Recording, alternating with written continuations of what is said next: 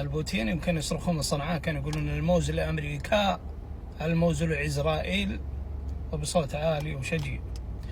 ويوم راحوا للزيارة للعزاء في السيد صارت صرختهم الموز لأمريكا، الموز لإسرائيل،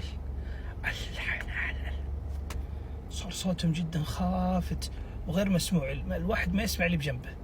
ليش؟ لأنهم كانوا ينادون بمسيرة قرآنية، وكانوا يقولون سوف ندخل الكيان فاتحين لن نبقي ولن نذر.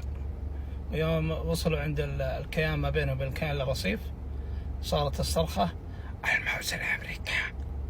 هذول هم إذا قلنا لكم حقين صرخات وحقين شعارات وحقين كلام، مجرد حقين كلام، صدقونا نحن أعلم بهم منكم ومن أنفسهم.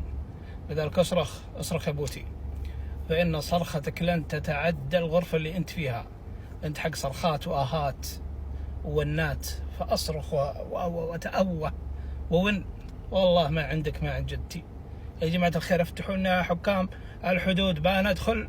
يوم وصلوا معد بينهم بين الكيان الرصيف، والله لا حد دخل ولا حد قدر يطالع، والكيان عندهم قدامهم يشوفون يشوف العين. عشان كذا هذول حقين صرخات، وقوتهم فقط على أبناء جلدتهم، على أبناء بلدهم. أما للغير فوالله لا عندهم سالفة ولا عندهم شيء. وأكبر دليل أنهم وصلوا إلى الحدود ورجعوا أقوى شيء سووه الصرخة الكيوتية الموز لأمريكا. يدورون على زينبي.